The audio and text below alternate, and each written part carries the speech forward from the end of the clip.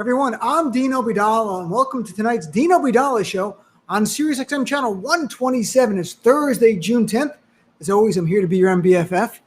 So, folks, if you're paying attention, and especially if you're not, that's why I'm here. If you're paying attention, you should be alarmed not just about the GOP's assault on our democracy, their criminalizing of peaceful protests, but they have a new front in their war on all the trappings of what we know as a robust democracy, and that is they want to ban subjects in schools they don't agree with. And it is like a modern day book burning. That's what we're seeing. And what subjects are they banning? They don't want kids in school to learn about systemic racism because that is a threat to, you name it, you know it, white supremacy. That's right. It's a threat to white supremacy. And all of these Republicans in power have benefited from systemic racism. They were in power because of it. Some a little, some a lot. Some have been furthering white supremacy. Others have just enjoyed the ride of systemic racism that gave them an advantage to people of color, especially Black Americans. And they don't want young people to learn about this. What they want is this white mythology that Rick Santorum shared with all of us a little over a month ago. He didn't invent it. What Rick Santorum said to a group of young white people is that we birthed this nation from nothing. We, W-E, we. Who is the we? He was talking about white Europeans. Even though he wasn't alive then, even though no one in that room was alive when the nation was created, the idea is that we white people created this nation from nothing. We're not going to talk about Native American genocide that we committed. We're not going to talk about the we of chattel slavery and how slaves built this country. The we, the mythology they're peddling, is that white people created this nation from nothing. There was nothing here, and they did it all. And if you teach about systemic racism, which includes teaching about slavery and Jim Crow, it undermines this mythology. It undermines the idea that we're a meritocracy and that everyone who is white has achieved their success because of hard work. Some have, don't get me wrong. But the ones who are banning teaching of it in school fear that if you learn the truth, you are going to see who they are. You might question why do they have power and their wealth. And we saw this today in Florida today. The State Board of Education, at the urging of Ron DeSantis, Trump's BFF governor, banned teaching of divisive concepts or critical race theories, what they sort of call it, but it's not critical race theory really because it's not even in the language of the laws they're passing. And it says specifically that teachers cannot teach students in Florida, and they cannot quote, not define American history as something other than the creation of a new nation based largely on universal principles stated in the Declaration of Independence.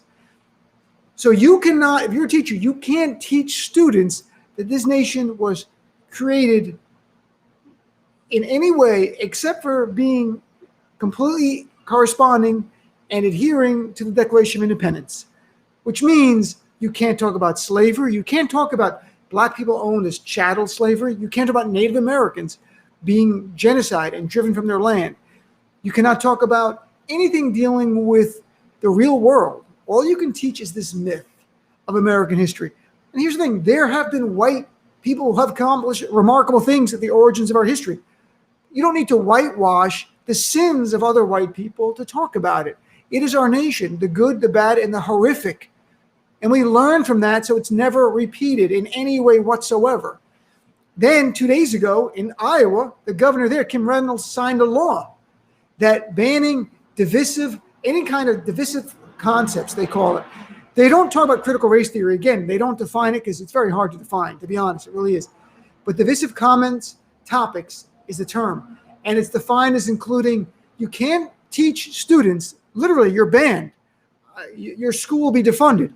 If you teach them the U.S. or state of Iowa is fundamentally or systemically racist or sexist, you can't teach about systemic racism. They're literally banning systemic racism. They're also banning anything that should make any student feel discomfort, guilt, anguish, or any other psychological distress because of their race. I don't think there's white fragility among 12-year-old kids. It's their parents who have white fragility. Kids want to learn. There are no documented evidence of kids complaining. It is parents hearing about kids learning about the truth of this country, and the parents, their white fragility is overpowering. So they kick it in and ban it. This is happening across the nation, folks. In Idaho, in April, Governor Brad Little signed a law defunding schools if their teachers dare teach critical race theory. And again, sometimes they use critical race theory. Mostly it's divisive topics. The GOP has introduced 21 states banning anything like systemic racism, teaching about it in schools. And some have already passed, some are pending, some are going to pass. And what is critical race theory? And I'll talk about it much more in my show today. That's not what this is really about. Critical race theory really is a malleable idea which comes from a legal principle, to be honest. And the best way to sum it up, and if you look at like the American Bar Association has a great page in defining it, is it's rejecting the idea of a few bad apples. We always hear the right go, it's a few bad apple cops. No, it's systemic. It's institutionalized. And how do you know that? And as the ABA points out in the great definition of critical race theory, it studies the fact that the systemic nature of racism that bears primary responsibility for the reproducing of racial inequality. That's the key to all of this. Systemic racism, institutional racism, is when it repeats over and over and over again. That's not a few bad apples. That's something the system has designed. It may not have even been designed to be racist. No one even has to say that. In some cases it is, but the application is racist. The racial disparity is clear and can be quantified in various areas of our society that our government is involved with or had been involved with, including the wealth gap in this nation based on race. Do you know what the median white family has in wealth? I don't mean income, wealth, like all their assets, house, stocks, cars, whatever. The average median, $171,000. What is the median black family in terms of wealth? $17,000. Literally, the median white family's wealth is 10 times higher than the average black family. And that's not because, as people on the right would dismiss black people, they don't want to work or they're lazy. It's because of our system of laws that protected restrictive covenants, so black people couldn't buy homes, which had redlining, where banks would not lend to black people in certain areas. That you had until 1968, we didn't have a Fair Housing Act, which prevented, by law, discrimination on a federal level for buying homes or renting. The reason I bring up homes is the house, the home, is the biggest asset in most Americans' wealth, in determining your wealth. It is your house that you own, or your apartment, or condominium. Black people didn't have a fair shot at that, and that was enforced by laws, because restrictive covenants were enforced by laws where black people could not buy a home. So they were forced out of the nicer areas into crappy areas where the appreciation of the house is just not the same. What about education? Here at this Department of Education, black students 3 times more likely to be suspended for infractions at school than white.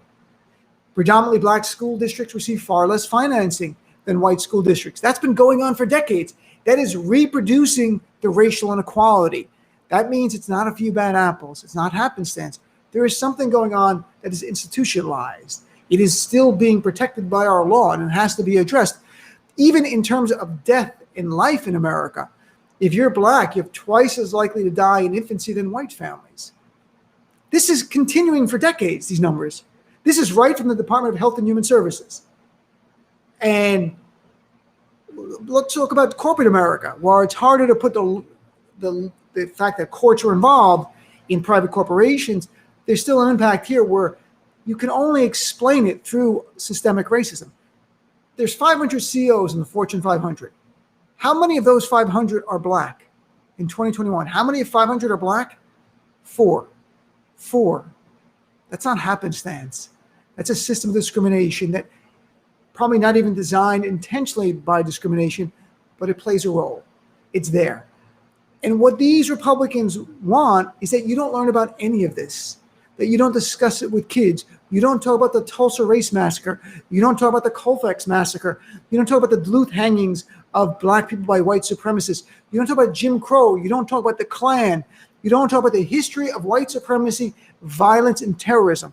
Maybe you won't even be able to talk about January 6th if they have their way, because they're trying to ban that they're trying to downplay that as well, which again was in essence a white supremacist terrorist attack.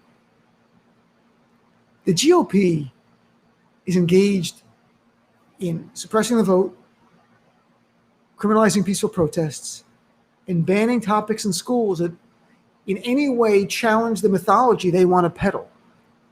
If you saw that in another country, you would call that fascism.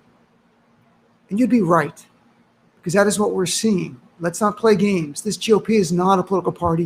It is a white nationalist fascist movement. It is a danger. It is the greatest danger to our democracy probably since World War II, but maybe more dangerous because they're on the inside. They're here on our soil. And I don't know what's going to wake them from it, but I will say this. If you oppose the idea of teaching systemic racism to students, you support white supremacy. It's that simple. So we'll talk about that more on my show. I'm sure we'll get a lot of phone calls. I look forward to it. In fact, come over to SiriusXM. If you don't subscribe, there are free trials on the website. Tune into my show at 6 to 9 p.m., channel 127. And better yet, call in. Be a part of our family. We've got a lot of work to do, my friends. As I say every night, you want progress, stay active. Thanks for tuning into the preview of tonight's